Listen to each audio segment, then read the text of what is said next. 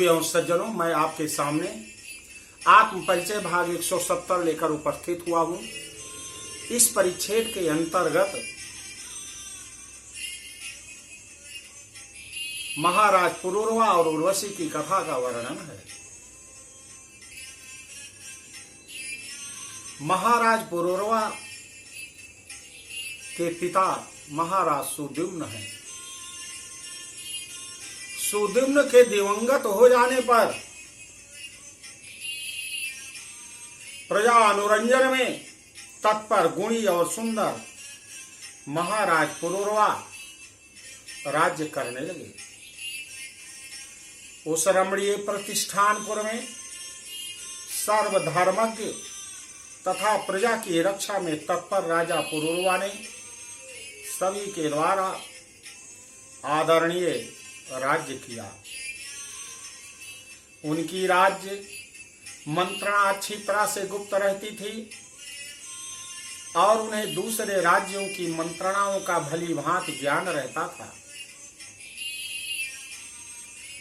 उनमें सर्वदा उत्साह शक्ति एवं उत्तम प्रभु शक्ति विद्यमान रहती थी। साम दान दंड भेद ये चारों नीतियां उन राजा के वशीभूत थीं। वह चारों वर्णों तथा चारों आश्रमों का बराबर ध्यान रखते थे। लोगों ने अपने अपने धर्मों का आचरण कराते हुए राज्य का शासन चलाया करते थे। महाराज पुरूरवा विपुल दक्षिणा वाले विविध यज्ञ अनुष्ठान को करते रहते थे और पवित्र दान दिया करते थे। महाराज पुरूरवा के रूप गुण, उदारता, शील, ऐश्वर्य एवं वीरता की प्रशंसा सुनकर इंद्रलोक की एक अप्सरा है जो इंद्र की सर्वप्रिया है, सर्वोत्तम, सर्व सुंदर, सर्वोत्कृष्ट सौंदर्य को विभूषित करने वाली है। महाराज पुरूरवा के शील, सौंदर्य, ऐश्वर्य, गुण, उदारता, वीरता को सुनकर वशीभूत हो गई और महाराज पुरूरवा के समीप जाकर कहने लगी, क्योंकि ब्रह्मा जी ने श्राप दिया है उर्वशी को, हे उर्वशी तुम्हें पृथ्वी पर जाना पड़ेगा, अब पृथ्वी पर मनुष्य के रूप में निवास करना पड़ेगा। इसलिए उर्वशी अपने निवास का स्थान प्रतिष्ठानपुर सूर्यवंश के महाराज पुरूरवा के सामने उपस्थित होती है और प्रेम परिणय का निवेदन किया।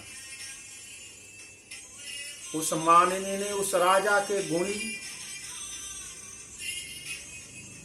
राजा के गुण को जान करके परिणय निवेदित किया और कहा कि तुम मुझे पत्नी के रूप में स्वीकार कर लो, मैं तुम्हें पति के रूप में स्वीकार करूंगी। लेकिन उस वरांगना ने एक विशेष प्रकार की 3 शर्तें रखी हैं जिसको आप सुनिए। उसने कहा, राजन, मेरे पास 2 भेड़ के बच्चे हैं, मैं सदैव उन्हें अपने पास लिए रखती हूं, धरोहर के रूप में अपने पास उनको रखती हूं। हे मानद, हे राजन, इनकी रक्षा का उत्तरदायित्व तो आप पर है। इनको मुझसे कोई छीन कर ना ले जा पाए, कोई चुरा कर ना ले जा पाए, आप इनकी रक्षा करेंगे। दूसरी शर्त यह है कि मैं केवल घी ही खाती हूं, घी खाऊं, कोई अन्न नहीं ग्रहण करूं। और हे राजन, तीसरी शर्त यह है कि रति क्रीड़ा के समय मैं रति क्रीड़ा के समय के अतिरिक्त मैं आपको कभी नग्न अवस्था में न देखूं, वस्त्र विहीन अवस्था में न देखूं। यदि आप इन तीनों शर्तों में से किसी एक शर्त को भी भंग कर दिया तो मैं आपको छोड़कर चली जाऊंगी। मैं सत्य कह रही हूं। इस प्रकार उस कामनी उर्वशी ने जो कहा था उसे महाराज पुरूरवा ने स्वीकार कर लिया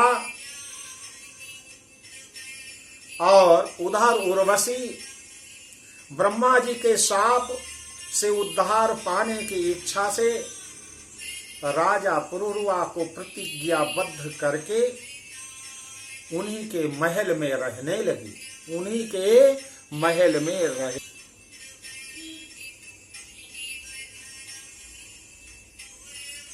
बहुत दिनों तक उर्वशी महाराज पुरूरवा के साथ रह रही है, प्रेम भाव के साथ। उर्वशी के द्वारा मुग्ध किए गए राजा धर्म कर्म त्याग कर अनेक वर्षों तक भोग विलास में पड़े रहते हैं। उस पर आसक्त मन वाले वे सदा उसी का चिंतन किया करते हैं और उस पर अत्यधिक मोहित होने के कारण एक क्षण भी उस उर्वशी के बिना नहीं रह पाते हैं। इस प्रकार जब बहुत वर्ष बीत गए तब देवलोक में एक ने इंद्र ने अपनी सभा में उर्वशी की अनुपस्थिति को देखकर अपने मंत्रियों से पूछा कि उर्वशी इस समय कहाँ है। हे गंधर्वगण, तुम सब लोग वहां जाओ जहां उर्वशी हो। गंधर्वों ने कहा, हे राजन, वो पृथ्वी लोक पर महाराज पुरूरवा के प्रेयसी के रूप में रह रही है। 3 शर्तें रखी हुई है, 2 भेड़ के बच्चे उसके हैं और उसने वचन लिया है राजा से कि कभी कोई भेड़ के बच्चों को उससे अलग नहीं कर पाएगा। दूसरा, वो सदैव घी को ही खाएगी। तीसरा, वो रति के समय को छोड़कर कभी उसे नग्न न देखे। इंद्र ने कहा कि जाओ तुम लोग और राजा के घर से भेड़ों को चुराकर उर्वशी को ले आओ, क्योंकि उर्वशी के बिना मेरा ये इंद्रलोक अच्छा नहीं लगता है। अतः जिस किसी भी उपाय से उस कामनी को तुम लोग लाओ, मेरा आदेश है। इंद्र के आदेश किए जाने पर विश्वावसु नाम के प्रधान गंधर्व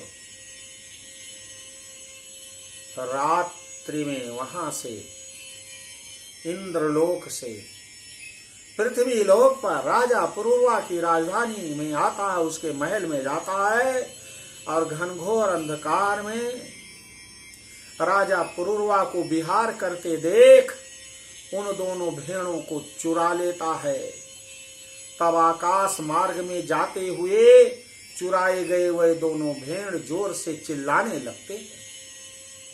अपने पुत्र के समान पाले हुए भेड़ों का क्रंदन सुनते ही उर्वशी ने क्रोधित होकर राजा पुरूरवा से कहा, हे राजन, मैंने आपके सम्मुख जो पहली शर्त रखी थी वो टूट गई है। आपके विश्वास में मैं धोखे में पड़ी, क्योंकि पुत्र के समान मेरे प्रिय भेड़ों को चोरों ने चुरा लिया है। फिर भी आप घर में स्त्री की तरह शयन कर रहे हो।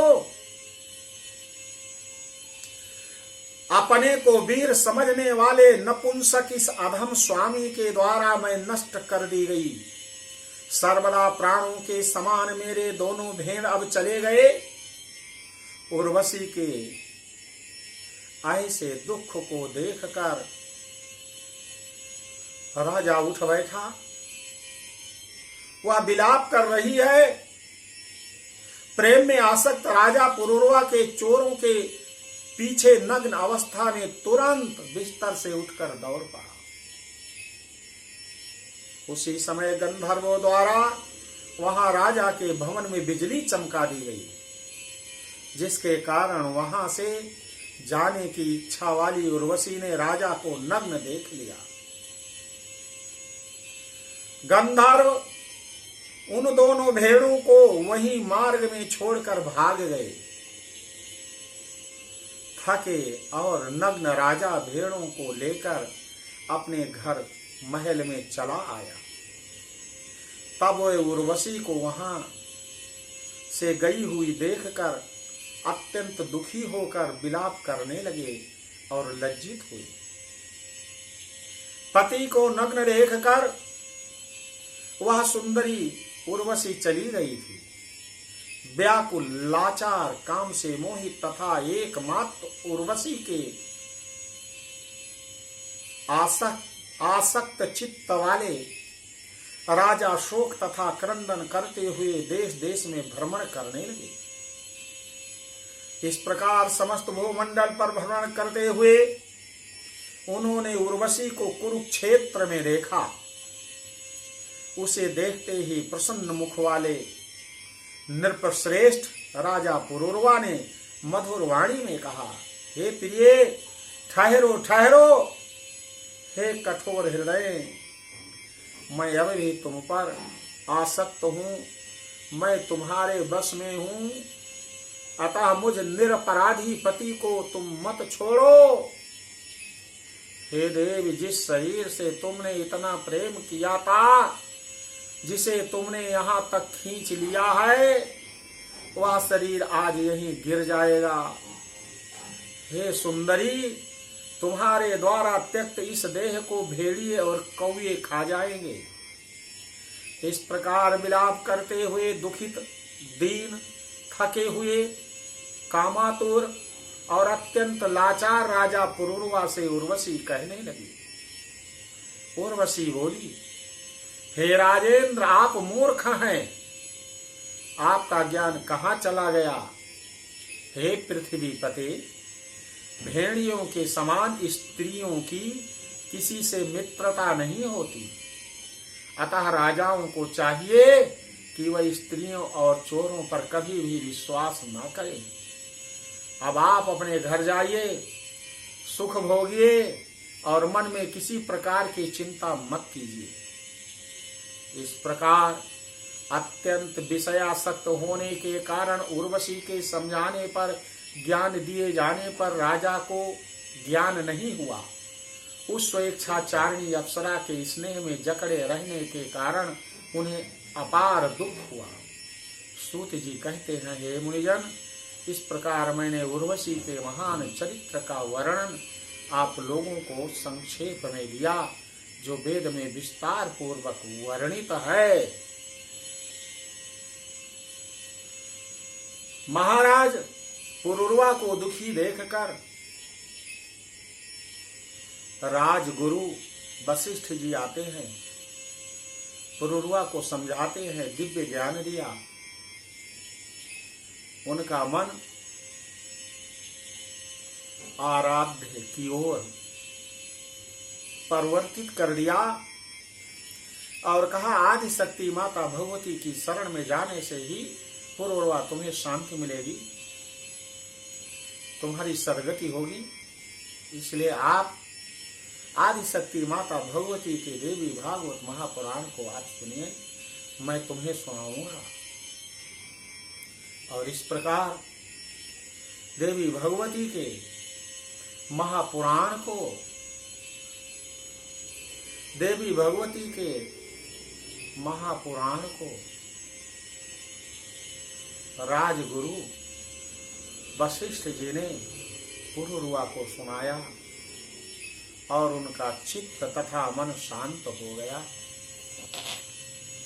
तो देवियों और सज्जनों, भगवती के इस पावन चरित्र को सुनकर कौन ऐसा व्यक्ति नहीं है जो संपूर्ण पापों से मुक्त ना हो जाए, संपूर्ण विघ्न व्यवधानों से दूर ना हो जाए, जरूर दूर हो जाएगा। इसलिए आप मेरे इस वीडियो को शुरू से लेकर अंत तक जरूर सुने, आपको शांति जरूर मिलेगी। और मेरे इस वीडियो को लाइक करिए, सब्सक्राइब करिए और लोगों तक जरूर भेजो। एक बार ही सब्सक्राइब करना है। बोलो आदि शक्ति माता भगवती की जय।